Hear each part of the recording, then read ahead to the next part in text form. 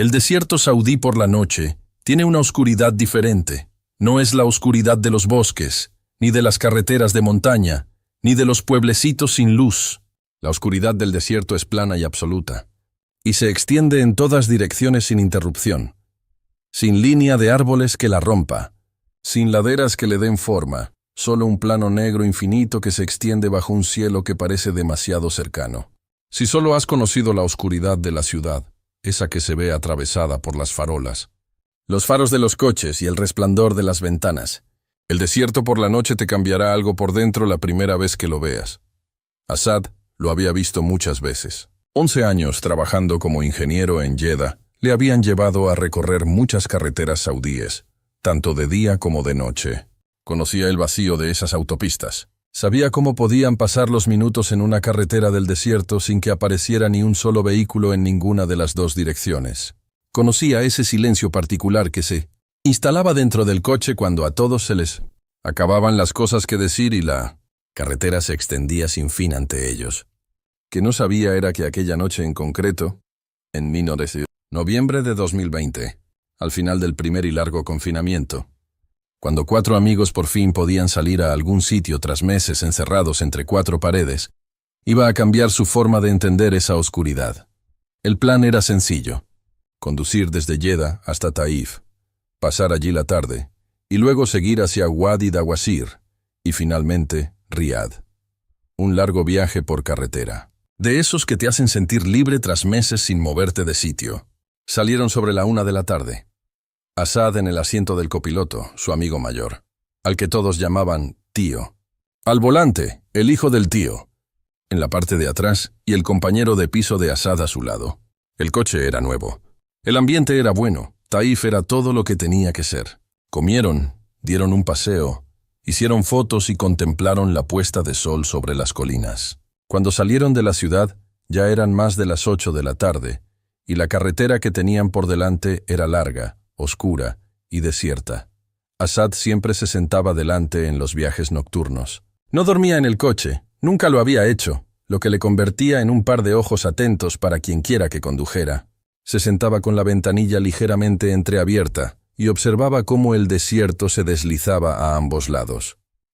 No había nada ahí fuera, nada, salvo alguna que otra señal de tráfico que reflejaba los faros, y luego desaparecía tras ellos. Eran poco más de las 10 cuando vio a la mujer. Estaba de pie en el arcén de la carretera, completamente inmóvil, vestida de negro de pies a cabeza, una túnica larga y un velo, sin que se viera ni una pulgada de piel. Miraba hacia la carretera, y cuando los faros de los coches la iluminaron, levantó un brazo hacia ellos. Un gesto lento y deliberado. «Parad, por favor, parad. Hay una mujer en el arcén», dijo Asad. El tío ya la había visto. Y también los 2 hombres que iban detrás. Durante un instante, nadie dijo nada. Entonces el tío dijo: «No pares». Su voz sonaba monótona y segura. Llevaba años conduciendo por esas carreteras y había oído las historias que circulaban entre los conductores de larga distancia, los camioneros y cualquiera que pasara tiempo por las autopistas del desierto al caer la noche. Había grupos de personas que utilizaban precisamente este tipo de situación, una mujer sola, un tramo apartado, un llamamiento a la decencia, para detener a los vehículos y robarles. El tío no tenía forma de saber si eso era lo que estaba pasando, pero no estaba dispuesto a averiguarlo. El coche pasó junto a ella sin reducir la velocidad. Lo que Asad observó, a medida que pasaban los segundos, fue que ella no reaccionaba. No gritaba, no se acercaba a la carretera. No agitaba el brazo con más fuerza ni mostraba ninguna urgencia. Simplemente se limitaba a ver cómo pasaban con el brazo aún levantado, en completo silencio, completamente inmóvil, como si tuviera todo el tiempo del mundo. Siguieron conduciendo. Los 4 hablaron de ella durante unos minutos. ¿Quién podría ser? ¿Cómo había llegado hasta allí? Si habían hecho lo correcto. La conversación se fue apagando. El desierto se extendía a su alrededor. 5 minutos después, algo golpeó el maletero. Ni un golpecito, ni un traqueteo de la carga suelta. Un impacto enorme y repentino. Un estruendo ensordecedor que sacudió toda la parte trasera del vehículo y acalló de inmediato todas las conversaciones en el coche. El maletero se hundió. La suspensión trasera se comprimió de forma tan repentina y tan brusca que el parachoques trasero estuvo a unas pulgadas de rozar el asfalto. El coche se desvió ligeramente antes de que el tío lo corrigiera, con ambas manos agarradas con fuerza al volante. Asad se giró en su asiento. Por la luneta trasera solo se veía oscuridad. No había nada en la carretera detrás de ellos. Ni escombros, ni animales, nada. Pero el coche no parecía estar bien. Pesaba mucho en la parte trasera. Tardaba en responder, como si el maletero estuviera cargado con algo que no estaba allí hace 60 segundos. El tío recitaba en voz baja. El compañero de habitación de Asad había empezado a hacer lo mismo. El hijo del tío permanecía rígido en su asiento, con la mirada fija al frente, sin fijarse en nada en concreto. Nadie dijo lo que todos estaban pensando. Condujeron así durante 20 minutos. El coche, pesado y extraño bajo sus pies. El desierto a ambos lados, sin ofrecer nada. Sin luces por ninguna parte. La carretera por delante, completamente desierta. 20 minutos de ese silencio tan particular que solo existe cuando 4 personas están pensando lo mismo y ninguna de ellas quiere convertirlo en realidad. Diciéndolo en voz alta, entonces apareció una gasolinera a lo lejos. Un punto luminoso en medio de toda aquella oscuridad. No lo comentaron. El tío se detuvo sin que nadie se lo pidiera. Salieron del coche. Los 4. El tío abrió el maletero y se quedaron de pie a su alrededor, bajo la luz fluorescente de la marquesina de la gasolinera, mirando dentro. Nada. El maletero estaba vacío. No había daños, ni marcas, ni siquiera un arañazo en el lugar donde, al parecer, algo enorme se había estrellado contra él a velocidad de autopista. Los 4 se miraron entre sí.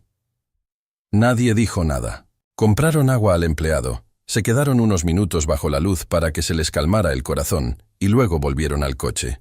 Siguieron conduciendo. Pasó 1 hora. La carretera se volvió más solitaria. La gasolinera quedó atrás.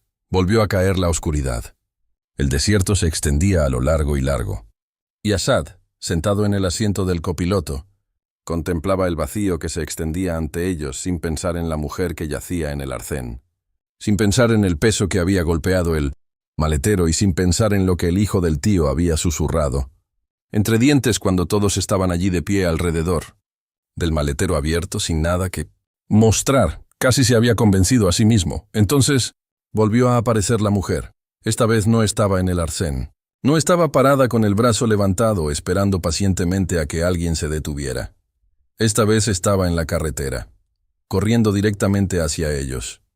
Recorrió la distancia que los separaba a una velocidad que no tenía sentido. No era la velocidad de una persona corriendo, ni el sprint entrecortado y sin aliento de 1900. Alguien desesperado por pedir ayuda en una carretera a oscuras. Algo más rápido. Algo que no se movía como se mueven los cuerpos, que no tenía el ritmo de los brazos y las piernas luchando contra la gravedad y el suelo. Acortó la distancia que las separaba. Del coche en el tiempo que le llevó al tío darse cuenta de lo que estaba viendo y pisar con más fuerza el acelerador. Asad se apoyó en el salpicadero. Ahora estaba lo suficientemente cerca como para que los faros la iluminaran por completo. Túnica negra, velo negro, la misma figura que habían dejado atrás 1 hora y 50 millas más atrás, en un tramo de autopista completamente diferente. Y, de repente se encontró junto al coche, ni delante ni detrás, sino corriendo en paralelo a ellos a la velocidad a la que el tío hubiera acelerado el coche. Manteniendo el ritmo sin esfuerzo en el campo de visión periférico de Asad, justo más allá de la ventanilla del copiloto. Los 4 recitaban, en voz alta. El coche se llenó del sonido de 4 voces que se entremezclaban, superponiéndose unas a otras, con una urgencia que no tenía nada de teatral. Era el sonido de unos hombres que estaban, de verdad, completamente asustados. Entonces, la figura se alejó, con suavidad, sin reducir el paso, sin ningún esfuerzo aparente. Simplemente se dio la vuelta y se adentró en el desierto, hasta que la oscuridad la envolvió. Durante unos 3 segundos, todos los que iban en el coche exhalaron. Entonces, algo cayó sobre el tejado. El ruido provenía justo de encima de ellos. Esta vez no fue un impacto, sino un movimiento. El sonido de un peso desplazándose por el metal del techo, de atrás hacia adelante y luego de delante hacia atrás. Algo allí arriba se movía. Buscaba su posición. Se acomodaba. El tío no se detuvo. Asad no se lo pidió. Nadie sugirió que se detuviera. Condujeron y recitaron. Y Asad se quedó mirando el techo del coche como si pudiera ver a través de él, siguiendo con el oído los movimientos que se producían por encima de ellos. Un arrastre, un desplazamiento, una pausa, otro arrastre. Lo que fuera que hubiera allí arriba no era grande en el sentido en que una persona es grande. Se movía con demasiada facilidad. Redistribuía su peso con demasiada fluidez y seguía los contornos del techo con algo que parecía casi familiaridad. Entonces llegó hasta su ventana. Más tarde, días después, semanas después, tal y como ocurre con el terror auténtico, que lleva tiempo a asimilar por completo. A Asad le costaría describir exactamente lo que vio en esos segundos. No porque el recuerdo fuera borroso. El recuerdo era perfectamente nítido. De hecho, más nítido que casi cualquier otra cosa que hubiera visto jamás. Le costaría porque lo que vio no encajaba en ninguna de las categorías que le habían enseñado para entender el mundo. Se desplazaba junto al coche, a la altura de la ventanilla, manteniéndose a su ritmo, y tenía la forma y el tamaño aproximados de una persona vestida con ropa oscura. Pero su rostro, si es que rostro, era siquiera la palabra adecuada para describirlo. Resultaba tan extraño que la mente se resistía a aceptarlo, y los ojos no dejaban de intentar corregirlo. No tenía boca, ni nariz, ni ningún rasgo en absoluto en el espacio donde deberían haber estado. No era más que una superficie plana, oscura y sin rasgos distintivos y incrustados en ella. Dos ojos que no eran ojos en el sentido habitual. Dos puntos de luz de un rojo intenso que parpadeaban y se movían como lo hace el fuego, ardiendo con algo que encerraba calor e intención. Lo miró, no al coche, no a la carretera, a él concretamente, a través de 4 pulgadas de cristal, con esos puntos rojos ardientes. Y Asad sintió esa mirada físicamente. La sintió como una presión fría en el esternón, un repentino vaciamiento de calor de su rostro y sus manos, una sensación de que lo que le miraba no se limitaba a verlo, sino que le leía. Buscaba algo y lo encontraba. Se le hizo un nudo en la garganta. No podía hablar, ni recitar, ni hacer nada más que devolverle la mirada. El tío seguía hablando. Seguía animando a todos a que siguieran adelante, a que siguieran recitando, a que no se detuvieran, a que no miraran. Pero Asad ya había mirado y ahora no podía apartar la vista. Entonces el tío giró el volante. Más adelante, a la derecha, apenas visibles en la oscuridad, había 2 tiendas de campaña montadas muy juntas al borde del desierto. Un pequeño campamento. En el interior de una de ellas ardía una luz, suave, amarillenta, la luz de una linterna. El tío se desvió del camino y se dirigió directamente hacia allí sin reducir la velocidad. El coche daba botes sobre el terreno irregular, y lo que fuera que hubiera en la ventana giraba con ellos. Lo siguió durante unas 30 yardas.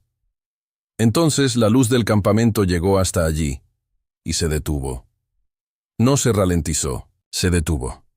Por completo, al instante, del mismo modo que una sombra se detiene en el límite del alcance de una fuente de luz.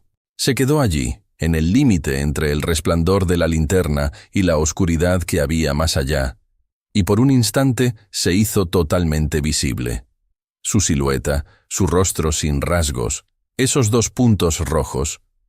Y luego se dio la vuelta, sin prisas, y se adentró de nuevo en el desierto. No echó a correr, no huyó. Simplemente se dio la vuelta y regresó al lugar de donde había venido, como si hubiera decidido que ya no había nada más que mereciera la pena. El tío condujo el coche hasta las tiendas y no paró de tocar el claxon. Aparecieron 2 hombres, africanos, envueltos en túnicas, entrecerrando los ojos ante los faros. Resultó que eran ganaderos que acampaban allí con sus animales durante la temporada. ¿Etiopios o sudaneses?, pensó Asad, aunque nunca llegó a saberlo con certeza. Echaron un vistazo a los 4 hombres que salían del coche y parecieron comprender, de esa forma en que a veces comprenden las cosas quienes llevan mucho tiempo viviendo cerca del desierto, que algo había ocurrido en la carretera detrás de ellos. Asad les contó todo: la mujer que iba en el asiento del copiloto, el peso que había en el maletero, la silueta en la ventana, el rostro sin rostro y los ojos como llamas. Los 2 hombres escucharon sin interrumpir. Cuando Asad terminó, se miraron entre sí brevemente y luego volvieron a mirarlo a él. «Esto ocurre aquí», dijo uno de ellos en voz baja. «En estas carreteras por la noche. Es un espíritu del desierto. Asusta a la gente. A veces los sigue durante un buen trecho». Hizo una pausa. «Puede que aún esté cerca. Si te ha seguido hasta aquí, es que aún no ha terminado contigo. Puede que se acerque a las afueras del campamento y te llame. Sea lo que oigas esta noche, sea lo que sea que suene como una voz, sea lo que sea que suene como alguien llamándote por tu nombre, no respondas. Y no salgas fuera». Hizo otra pausa y a continuación añadió algo más. «No enciendas el fuego esta noche». Les asignaron un espacio en una de las tiendas. Los 4 se sentaron muy juntos a la tenue luz de la linterna amarilla, sin dormir, sin hablar mucho, simplemente esperando a que terminara la noche. El frío se colaba a través de las paredes de la tienda en oleadas constantes. Afuera, el desierto permanecía en silencio, salvo por el suave ruido ocasional de los animales moviéndose. Excepto que no siempre se trataba de los animales. Cada 20 minutos más o menos, Asad oía algo en los límites del campamento. Un sonido suave, un movimiento en la grava justo fuera de la tienda. A veces era algo que casi se distinguía como una voz, no palabras exactamente, sino más bien el tono y la cadencia del habla sin el contenido, como si se escuchara una conversación a través de una pared gruesa. Subía y bajaba. Parecía dar vueltas. Ninguno de ellos fue a mirar. Asad se sentó con las rodillas encogidas y la espalda apoyada en el hombro de su compañero de habitación. Observó la llama de la linterna, escuchó la no voz, que rondaba en la oscuridad del exterior y comprendió, de una forma que no había comprendido antes de aquella noche, que el desierto que había atravesado en coche docenas de veces no era el mismo a la luz del día que en la oscuridad. Hacia las 4 de la madrugada, los ruidos cesaron. Al amanecer, apenas se vislumbraba la luz, solo el primer tono grisáceo que se difuminaba en el horizonte. Los 4 hombres dieron las gracias a sus anfitriones, volvieron a subir al coche y se marcharon. Llegaron a Wadi Dawasir a media mañana. Desayunaron en un local de carretera, tomaron demasiado café y se quedaron sentados al sol durante un buen rato sin decir gran cosa. El viaje de vuelta a Yeda lo hicieron a plena luz del día. Una ruta más larga. Nadie propuso tomar la carretera más rápida. Asad sigue viviendo en Yeda, sigue desempeñando el mismo trabajo de ingeniero. De vez en cuando sigue recorriendo en coche las largas carreteras del desierto que unen las ciudades cuando el trabajo lo requiere. Ahora los conduce durante el día. Y en las noches en las que no puede dormir, cuando algo le arranca de cualquier sueño en el que se halla sumergido y le deja tumbado allí, en la oscuridad de su piso, con el corazón latiéndole más rápido de lo que debería. No intenta recordar el rostro de la ventana porque ya está ahí, perfectamente conservado en esa parte de su memoria que no olvida las cosas importantes. 2 ojos rojos, sin boca. No sabía cómo llamar a lo que quería. Tenía 17 años y se suponía que iba a ser el mejor día del curso. El viaje había requerido semanas de planificación, o lo que se considera planificación cuando eres un alumno de segundo de bachillerato que ha convencido al director para que se salte las normas y deje que los alumnos más jóvenes se unan al viaje a la universidad. Mav y sus compañeros habían discutido, negociado y defendido su caso con esa desesperación propia de los adolescentes que desean algo con tantas ganas que, por un momento, parecen muy responsables. El director había dado finalmente su visto bueno, y la noticia había recorrido el grupo como una descarga eléctrica. Murri, la estación de montaña situada al norte de la ciudad. Un día entero en las montañas 4 autobuses salieron del instituto a primera hora de la mañana.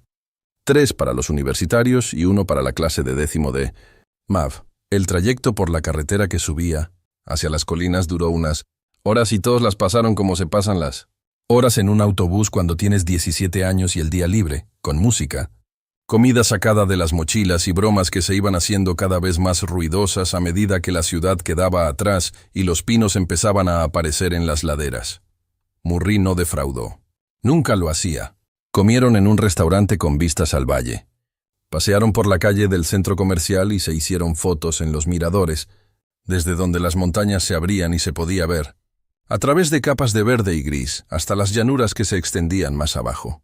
Algunos de los universitarios se adentraron en una ruta de senderismo, y Mav se fue con ellos. No porque le interesara especialmente la ruta, sino porque la alternativa era quedarse con los profesores, y tenía 17 años. La excursión fue estupenda. El aire frío, el olor a pino, los sonidos del grupo que iba delante y detrás de él por el sendero. Mav caminaba en silencio y observaba todo a su alrededor. Siempre había sido así. Se sentía más cómodo observando que actuando. Le interesaba más la sensación que le transmitía un lugar que documentarlo para más adelante. Se fijó en cómo cambiaba la luz a medida que se subía. Se fijó en lo rápido que bajaba la temperatura cuando el sol se ocultaba tras la cresta. Volvieron a bajar a última hora de la tarde, cansados y satisfechos. El resto del grupo había estado de compras, comiendo y paseando por el mercado. Todos se reunieron de nuevo junto a los autobuses, que estaban aparcados cerca de un hotel a las afueras de la ciudad. Para entonces eran casi las 9 de la noche. Alguien sugirió pasar allí la noche, en un hotel, en unas cuantas habitaciones, para partir por la mañana con energía renovada. La idea se extendió rápidamente entre los estudiantes, ganando fuerza. Y de repente todos se mostraron muy entusiasmados ante las ventajas prácticas de no tener que conducir por carreteras de montaña en la oscuridad. El director lo suspendió. Se mostró educado, pero firme. En los formularios de autorización ponía un día. Los padres esperaban que todos volvieran a casa. El colegio tenía una responsabilidad. Se marchaban. Tardamos otra hora en conseguir que todo el mundo subiera a los autobuses. Para cuando la caravana se puso en marcha por la carretera de montaña, eran las 11 de la noche. El camino de bajada desde Murri, en la oscuridad, era diferente al de subida por la mañana. Durante el día, las carreteras de montaña transmiten una sensación de aventura. Curvas cerradas, desniveles pronunciados, las vistas que se abren y se cierran tras cada curva. Por la noche, con el frío, los árboles apretujándonos a ambos lados, y el valle sumiéndose en la oscuridad justo más allá de la barrera de seguridad, dan una sensación completamente diferente. Los autobuses avanzaban lentamente. Los faros iluminaban el asfalto justo delante, pero no llegaban a los bordes, donde la carretera simplemente se acababa y la montaña se precipitaba al vacío. Mav se sentó junto a la ventana y se quedó mirando la oscuridad. Le gustaba viajar de noche. Siempre le había gustado. Había algo especial en cómo el mundo se simplificaba al caer la noche. Cómo se acortaban las distancias. Cómo todo tu mundo se reducía a lo que alcanzaban los faros, y todo lo demás se convertía en una mera sugerencia. A él le resultaba tranquilizador, más que amenazador. O al menos así había sido hasta ahora. Llevaban unos 40 minutos bajando la montaña, cuando oyeron el ruido que venía de detrás de ellos. No desde el interior de su autobús, desde detrás de él. Un alboroto repentino, neumáticos, un impacto, algo estructural y catastrófico. Mav se giró en su asiento y a través de la ventana trasera del autobús vio cómo el cuarto autobús, el último de la caravana, se salía de la carretera. No se desvió poco a poco. Se salió de la carretera. De repente, la parte delantera se abrió en una curva y la trasera la siguió describiendo un arco lento y terrible que la llevó a atravesar la barrera de seguridad. Salir disparada por el precipicio y caer en la oscuridad del barranco que había debajo. Su autobús se detuvo. El que iba delante de ellos también se detuvo. Se abrieron las puertas y la gente salió en masa al aire frío de la montaña. Mav bajó del autobús y el frío le golpeó. Miró el hueco en la barrera de seguridad, el metal doblado y la oscuridad que se extendía debajo, y su mente tardó un instante, solo un instante, en comprender que lo que estaba viendo era real. Uno de los profesores llevaba una linterna. La dirigió hacia el precipicio y el haz de luz iluminó algunos restos. Una rueda, un trozo de techo, una ventana que, inexplicablemente, seguía intacta y brillaba con la luz interior del autobús, y un zapato suelto enredado entre las ramas de un pino que crecía en la ladera. Y la gente. Unos se mueven, otros no. El director llamó inmediatamente a los servicios de emergencia. A continuación se dirigió a los alumnos que seguían en la carretera y les dijo lo que había que decir. La ayuda está en camino, pero tardará un rato. Haced lo que podáis hasta que llegue. Se cayeron. Era una pendiente empinada y oscura, y el suelo estaba suelto y frío. Mav y un compañero de clase con el que había compartido autobús encontraron a un estudiante de otra clase, un chico universitario, mayor que ellos, consciente, pero gravemente herido. Entre los dos lo subieron por la pendiente, con los brazos sobre los hombros, dando pasos cautelosos uno a uno. Tardaron mucho tiempo.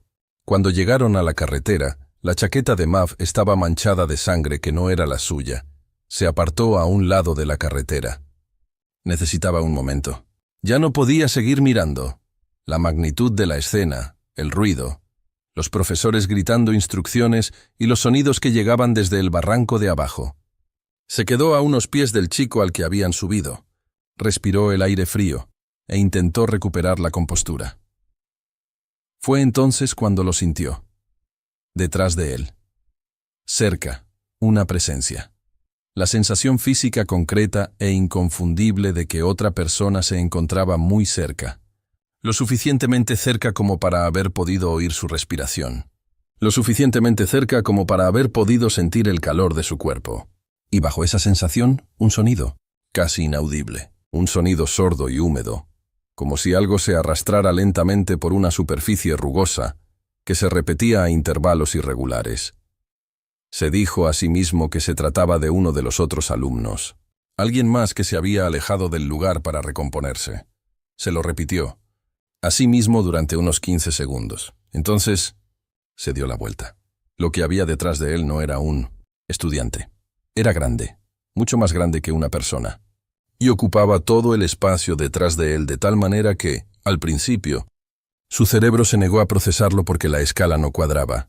Porque las cosas de ese tamaño no solían estar en las carreteras de montaña junto a los autobuses escolares a medianoche. Era oscuro de una forma que iba más allá de la oscuridad, de la noche que lo rodeaba, una oscuridad concentrada y total que mantenía su forma contra el cielo en lugar de disolverse en él. Y desde algún lugar dentro de esa forma, en lo que debería haber sido un rostro, 2 puntos de luz plateada lo miraban directamente a él, no en el accidente. No en la carretera. En él, el corazón de Mav no se aceleró. No latía con fuerza. Simplemente, se detuvo. O eso pareció. El mundo se volvió muy silencioso y muy pequeño. Y el frío, el ruido y todo lo demás se retiraron. Y solo quedó aquella forma y esos 2 puntos de luz plateados. Y la certeza absoluta, que se posó en él como una piedra que cae en aguas profundas, de que, fuera lo que fuera aquello, ya estaba allí antes del accidente, y lo observaba todo con algo que no era preocupación, ni curiosidad, ni ninguna emoción a la que él pudiera poner nombre. Entonces, las luces plateadas se desplazaron, encontraron su mirada, la retuvieron, y Mav se cayó, ni hacia atrás, ni hacia los lados, directamente hacia abajo, como si alguien simplemente hubiera cortado la conexión entre su cerebro y sus piernas. Golpeó el asfalto y quedó inconsciente antes incluso de sentir el impacto. Se despertó en una cama de hospital con su padre sentado a su lado, agarrándole la mano con las 2 suyas. Llorando de esa forma tan silenciosa en que lloran los padres, cuando han pasado mucho miedo y tratan de no mostrar lo asustados que estaban. Los equipos de emergencia, que habían llegado al lugar del accidente, encontraron a Mav en la carretera, cerca del alumno al que él y su compañero habían sacado del barranco. Llevaba la chaqueta cubierta de sangre. Estaba inconsciente y no respondía. Lo lógico era suponer que había estado en el autobús cuando éste se salió de la carretera. Su nombre figuraba en la lista de alumnos heridos. Su padre había recibido el mensaje y había conducido hasta el hospital en un estado que no le describiría con detalle a Mav hasta mucho más tarde. Los médicos estaban desconcertados. No presentaba lesiones compatibles con una caída. No había huesos rotos. Tampoco presentaba traumatismo craneal. Sus signos vitales, una vez que lo conectaron al monitor, resultaban extraños, no en el sentido de que indicaran daños físicos, sino en el sentido que el médico responsable describió, en voz baja, a un colega en el pasillo fuera de la habitación, como si se tratara de alguien que hubiera sufrido un shock agudo y grave en el sistema nervioso, como si todos los sistemas de su cuerpo simplemente se hubieran apagado simultáneamente, y tras un tiempo se hubieran reiniciado. Le dieron el alta a la tarde siguiente. Su padre lo llevó a casa en coche. No hablaron mucho durante el trayecto. Mav observaba cómo la ciudad se sucedía tras la ventanilla y pensaba en la carretera de montaña, en el aire frío y en la silueta que había estado de pie detrás de él. Demasiado grande, demasiado oscura, recortada contra el cielo nocturno con esa terrible quietud. Y los dos puntos plateados que habían encontrado sus ojos, y lo miraban como si lo reconocieran. Sigue viviendo en la misma ciudad. Ahora tiene 20 años. De vez en cuando saca a colación algún viaje escolar en las conversaciones y, siempre, sin excepción, cuando alguien menciona las carreteras de montaña por la noche, los barrancos o esa particularidad de la oscuridad que se respira en las alturas durante las frías horas posteriores a la medianoche, algo se le refleja en el rostro. Solo un momento, solo un segundo. El recuerdo de dos luces plateadas. Y aquello de lo que formaban parte, que no tenía nombre, y no lo necesitaba.